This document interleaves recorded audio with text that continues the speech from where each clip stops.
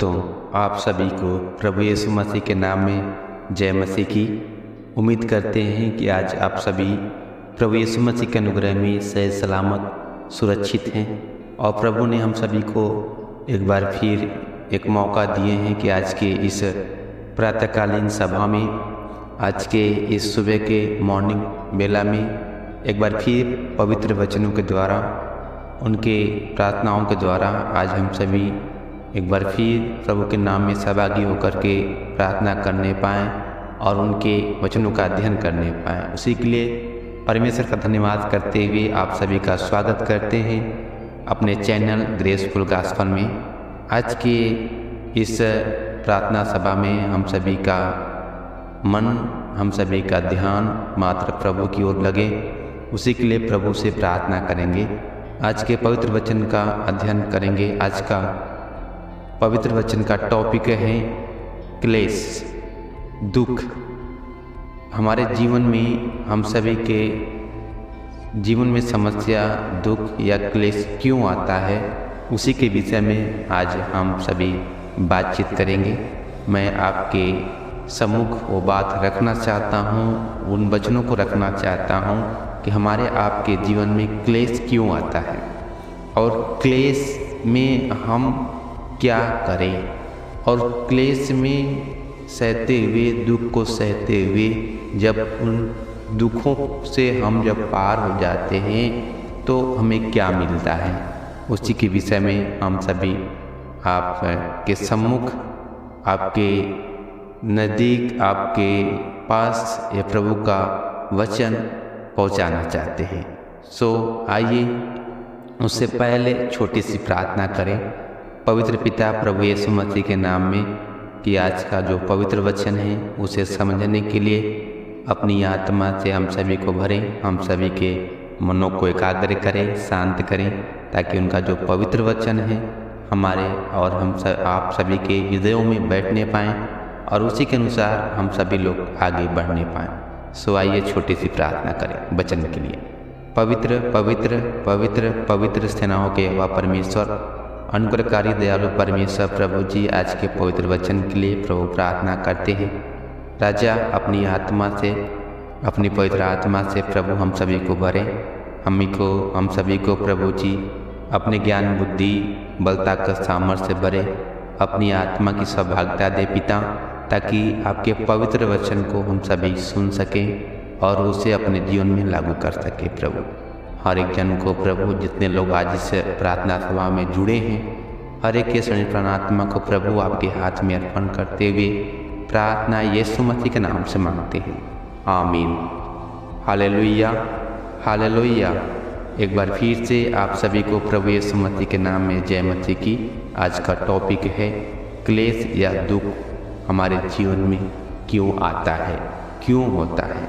अगर हम पढ़ें, हम लोग देखें पहला थिस्सलुनीकियों 3 अध्याय के 3 वचन में, तो उसमें इस प्रकार से लिखा हुआ है पहला वचन कि कोई इन क्लेशों के कारण डगमगा न जाए, क्योंकि आप जानते हो कि हम इन्हीं के लिए ठहराए गए हैं।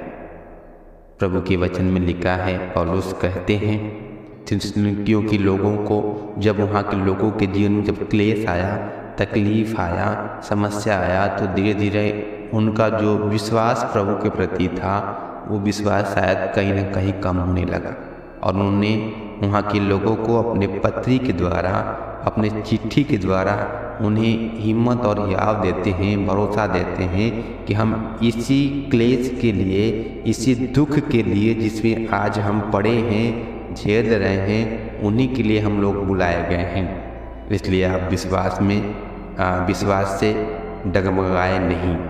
वचन कहता है कि आप इन क्लेशों के कारण या इन दुखों के कारण आप डगमगा ना चाहें, आप गिर ना चाहें, क्योंकि हम सभी जितने भी मसीह भाई बहन हैं, जितने भी लोग प्रभु के ऊपर विश्वास करने वाले लोग हैं, उन सभी को परमेश्वर ने इसीलिए चुना कि हम इन दुखों को, इन तकलीफ़ों को सहते हुए हम सभी प्रभु में बने रहें।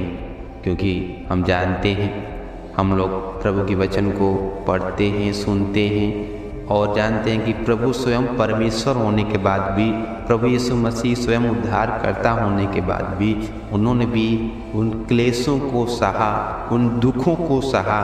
तो हम और आप क्या हैं? आज हम सभी जन उन क्लेशों में भी स्थिर रहें और प्रभु पर विश्वास करते रहें, क्योंकि प्रभु का वचन कहता है कि इन क्लेशों के कारण, इन दुखों के कारण जो आज आपके जीवन में, आपके बाल बच्चों के जीवन में, आपके लोगों के जीवन में है, उससे आप कहीं गिर ना जाएं या डगमगा ना जाएं, यानी आपका विश्वास कमज़ोर ना हो जाए।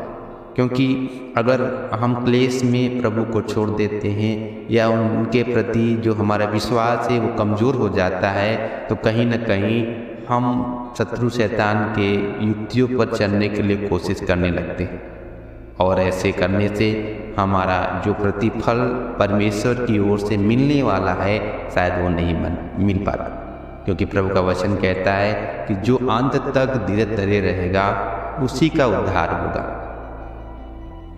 और प्रभु का वचन कहता है थिस्सलुनीकियों की पत्री 3 अध्याय के 3 पद में कि आप और हम सभी इस संसार में इसीलिए भेजे गए कि हम क्लेशों को, दुखों को सहें और प्रभु में मजबूत रहें। और प्रभु का वचन में साफ साफ लिखा है कि इन्हीं सभी दुखों के लिए परमेश्वर ने हमें चुना है, हमें चुन करके, हमें नाम लेकर के बुलाए हैं, ताकि इस क्लेश में भी, दुख में भी हम प्रभु के नाम में स्थिर रहें। क्योंकि कई बार ऐसा होता है कि जब इंसान के जीवन में दुख नहीं आता, क्लेश नहीं आता, तो वो धीरे धीरे परमेश्वर को भूल जाते हैं, प्रभु यीशु मसीह से प्रार्थना करना छोड़ने लगते हैं, उनकी संगति में जाना छोड़ने लगते हैं। मगर जब दुख आता है, क्लेश आता है, तब कहीं न कहीं बहुत से लोग आकर के प्रभु के नाम में प्रार्थना करते हैं और उनको याद करते हैं, उनकी संगति में जाते हैं। इसलिए शायद प्रभु के इस पवित्र वचन में लिखा है कि आप क्लेश में भी स्थिर रहें और डगमगाए नहीं, क्योंकि आप हम सभी इसीलिए बुलाए गए हैं। हमें नहीं मालूम कि आपके जीवन में क्या क्लेश है या किस दुख से आप परेशान हैं या किस समस्या में आप जूझ रहे हैं, हमें नहीं मालूम। मगर अगर आपके जीवन में कोई भी दुख क्यों ना हो, आप प्रभु में बने रहें और प्रभु से प्रार्थना करते रहें, क्योंकि परमेश्वर के जीवन में बहुत से दुख, यीशु मसीह के जीवन में बहुत सी समस्याएं आई, मगर फिर भी उन्होंने अपने उन बातों को जो परमेश्वर की ओर से उन्हें मिला था, उन्हें मानना नहीं छोड़ा। प्रभु का वचन कहता है, अगर हम पढ़ें इब्रानियों की पत्री 5 अध्याय के 8 वचन में पढ़ें तो उसमें लिखा हुआ है, पुत्र होने पर भी उसने दुख उठा कर आज्ञा माननी सीखी। प्रभु का वचन कहता है कि यीशु मसीह स्वयं परमेश्वर थे, वो स्वयं ईश्वर थे और स्वयं ईश्वर होने के बाद भी, परमेश्वर होने के बाद भी उन्होंने दुख उठा करके परम पिता परमेश्वर की आज्ञा को मानना सीखा। आज हम सभी हल्का सा दुख आने पर, मुसीबत आने पर नाना प्रकार के दोषारोपण परमेश्वर पर करने लगते हैं, तमाम तरह की बातें बोलने लगते हैं कि ऐसा क्यों, किस कारण आज हमारे जीवन में दुख है। मगर प्रभु का वचन कहता है कि स्वयं हमारा उद्धार करता प्रभु यीशु मसीह, हम सभी का पिता, जिसने हमें हर एक मानव जाति के लिए अपने प्राणों को दिया, वो भी दुख उठाया। तो आज हम आप क्यों ना दुख उठाएं प्रभु में। आप हम सभी प्रभु में दुख उठाते रहें, तकलीफ को सहते रहें, ताकि उस अनंत जीवन में उस इनाम को जो हमारे आपके लिए प्रभु ने रखा है उसे हम प्राप्त कर सकें। मगर कई बार ऐसा होता है कि हम दुख में, तकलीफ में धीरे धीरे प्रभु के साथ संगति करना, उनके प्रति हम सभी का विश्वास कमज़ोर होने लगता। ऐसा ना हो, परंतु आप क्लेश में भी स्थिर रहें। हमने आपके सम्मुख में रखा कि क्लेश या दुख हमारे जीवन में क्यों होता है, और क्लेश में यानी दुख में, मुसीबत में हमें क्या करना चाहिए।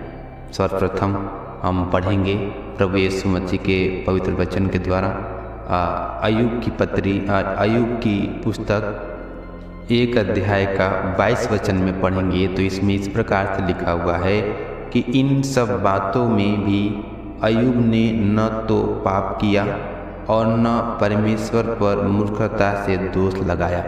प्रभु का वचन कहता है अय्यूब के बारे में, आप हम सभी जानते हैं अय्यूब के बारे में कि अय्यूब के समान उस जमाने में कोई भी व्यक्ति नहीं था। इतना धनवान, इतना संपन्न व्यक्ति कोई नहीं था, मगर अचानक से परमेश्वर की आज्ञा के अनुसार शैतान जा करके उनके जीवन में, उनके घर परिवार के जीवन में, उनके बाल बच्चों के जीवन में दुख दिया और एक ही दिन में सब कुछ नाश हो गया।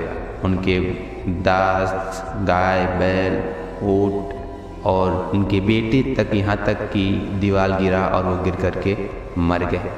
एक ही दिन में इतना बड़ा क्लेश अय्यूब के जीवन में आया, उनके जीवन में इतनी बड़ी समस्या आई, मगर उन्होंने किसी भी प्रकार से परमेश्वर के ऊपर दोषारोपण नहीं लगाया।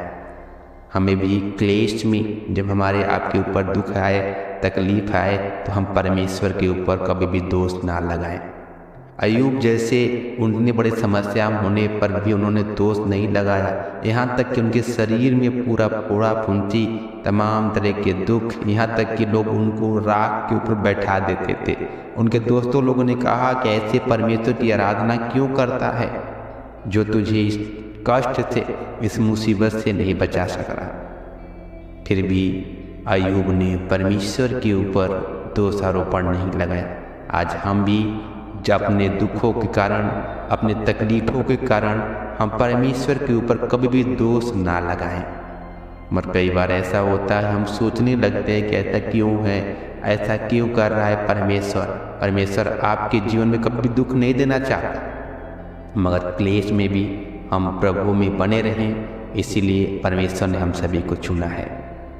और प्रभु में आगे हम पढ़ेंगे एक वचन, तो और उसमें इस प्रकार से लिखा हुआ है, याकूब की पत्री 1 अध्याय के 2 वचन में, वहाँ पे याकूब की पत्री में लिखा इस प्रकार से कि हे मेरे भाइयों, जब तुम नाना प्रकार की परीक्षाओं में पड़ो तो इसको पूरे आनंद की बात समझो।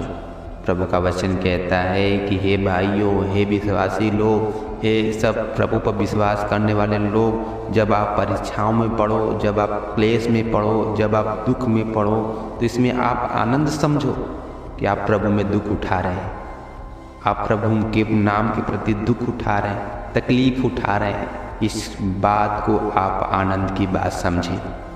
आप इस क्लेश में इस प्रकार से प्रार्थना करें कि प्रभु हमें शक्ति सामर्थ्य और हम धनभाग्य हैं कि आप में, आपके नाम के प्रति हम क्लेश उठा रहे हैं। इस बात को आप आनंद की बात समझें, ऐसा प्रभु का वचन कहता है। अगर आप प्रभु के ऊपर दोष नहीं लगाते हैं और क्लेश में भी आप आनंद के साथ रहते हैं, आप आनंद की बात समझते हैं, तो आपके लिए परमेश्वर की ओर से बहुत बड़ा प्रतिफल रखा हुआ है।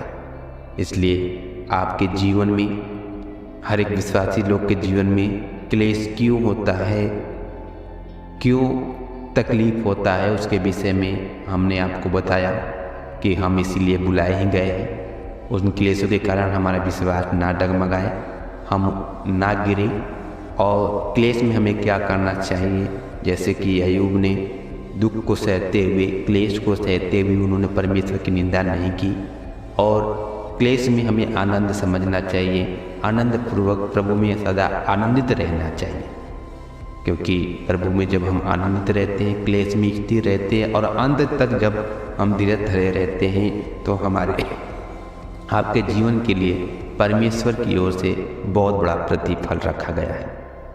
आज के वचन से परमेश्वर हम सभी को आशीषित करें। एक बार फिर से आप सभी को पवित्र प्रभु यीशु मसीह के नाम में जय मसीह की।